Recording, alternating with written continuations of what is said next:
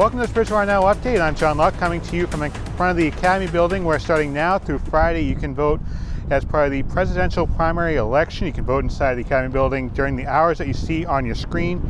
And a reminder that presidential primary voting will take place over at the middle school, or as many may know it, the OPR High School, located at 166 Mount Prospect Street on Tuesday, March 3rd from 7 a.m. to 8 p.m. For more information on voting, you can visit the town clerk's website located at the bottom of your screen. Well, this past Thursday over at the university, members of the BSU staff discussed the coronavirus and how it's being spread through the world.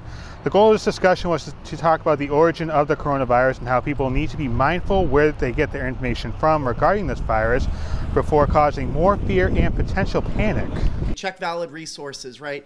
Don't read about the myths, understand the myths, don't spread them through social media. Conspiracy theories are out there, they abound, but correcting it with correct information. And so as you can see, the R naught for measles is 12 to 18, and for flu is 2 to 3, for the coronavirus is 1.4 to 2.5. And so, I guess we get it. And flu is more contagious than coronavirus. Measles is way more contagious than the than the coronavirus. If you missed it, you can watch it on demand anytime at btvaccess.com, and it's also available on our YouTube page as well. You may remember last week we did promote an interview with one of the key members in writing the Bridgewater Town Charter at Ivaldi. Right now we show you part one of the talk we had, which discusses the creation of the charter as the town was evolving, and if the government is running as to how it was intended and how the charter compares to the admin code. We are about 10 years into our new form of government with the town charter in place, and we have one of the people that helped create the charter at Ivaldi joining us here today. Thanks for taking some time to join us. Thanks for having me. So I remember the first few council meetings when this form of government took place with the charter, and it was rough, but now it seems like we're starting to figure some stuff out and it's starting to run a little smoother here. So as someone that started getting the charter together, how do you think the government's been run as far as following the rules in the charter from the earlier days to now? Sure, I'd be happy to give you a little bit of feedback on that.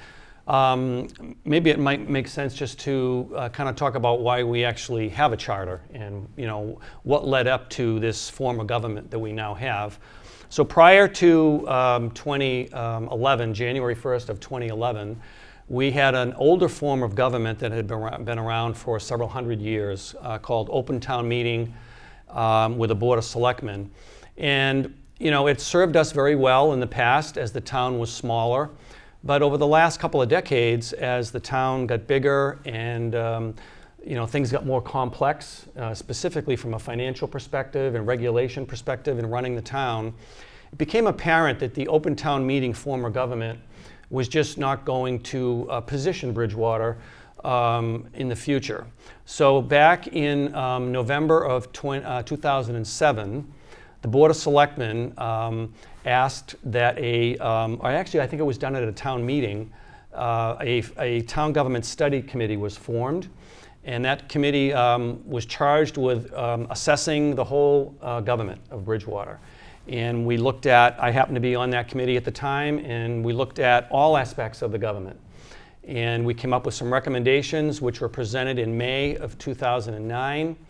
Town meeting voted on those recommendations, and then for the next, I guess it was maybe 9 months, then we began to write the charter. So the charter was primarily written in the latter half of 2009, and then it was submitted to the state legislature in early 2010, and then voted by the citizens of Bridgewater in April of 2010.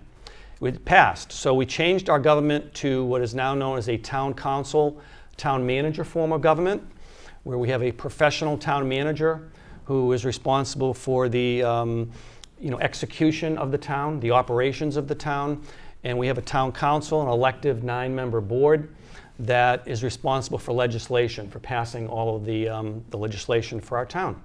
And so over the past 9 years, how is the town running? Well, from my perspective, and I think many people believe that we're running much more efficiently now. We used to have 1 or 2 town meetings a year, and that was the only time when legislation could be passed. Now the town council meets twice a month.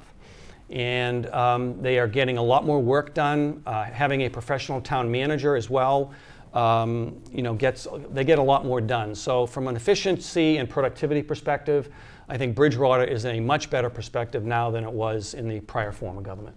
And we get done a lot earlier than before, 2 a.m., 3 a.m. We talked about that earlier. Right. Now, people look at the charter and they think, and I was one of those people, that the charter is really the only set of rules that we have as a town.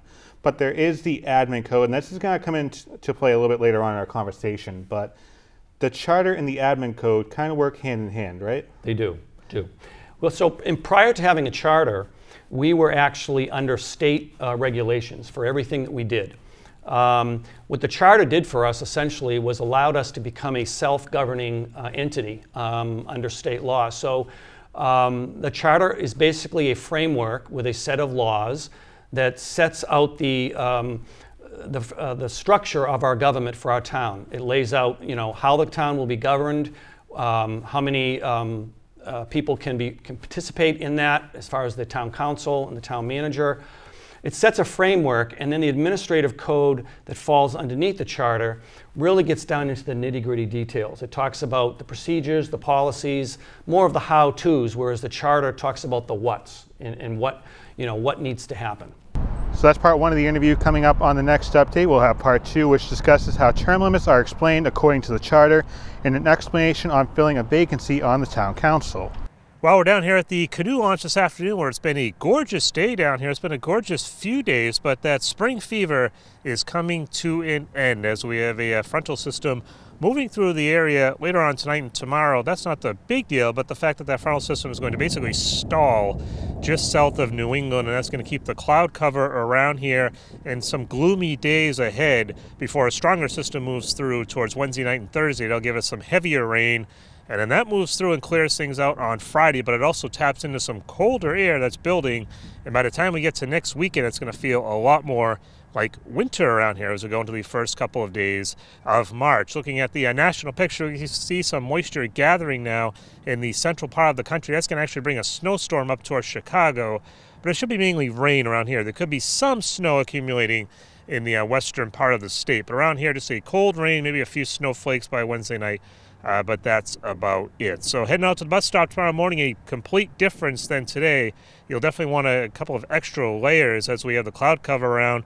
And temperatures kind of cool in the morning, and they won't be moderating all that much. It'll feel like the 40s, even though we'll officially be in the lower 50s by tomorrow afternoon. Then temperatures start to fall off here. And again, let's look at that extended forecast as we go through the week. Again, it's kind of gray, kind of gloomy here for Tuesday and Wednesday, and some heavier rain, especially Wednesday night into Thursday before we clear out and cool down for the weekend. BSU took on Worcester State on senior day this past Saturday in a doubleheader. We're going to start off with the men's team, and they were led by seniors Demetri St. Louis and Ryan Carney, who had 25 and 22 points respectively. The third senior on the team that was recognized for Rayshawn Ward, who posted a double-double with 18 points and 11 rebounds. But that was enough to stop the Lancers from Worcester, who had all 5 starters score in double figures, as Worcester State gets the 85-78 win. In the loss for the Bears, Ryan Carney did move up to 6th all-time in scoring over at the university. The women's team lost their regular season finale 76-67. The Lady Bears only had one senior on the team, and that was Nicole Bostic, who had a team-high 22 points, but Maya Mosley led all scoring with 25 for Worcester State, and she got support from Gigi LeMay, who had 13 points and 16 rebounds.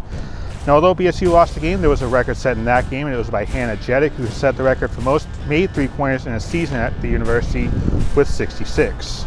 So both Bears teams did lose, but both the men's and women's teams did make the MASCAC playoffs, and they will both take on Salem State at the university. We'll have that game live for you on the Bear Sports Network and available on replay on demand at btvaccess.com. Thank you for watching this Bridgewater Now update in front of the Academy building. I'm John Luck.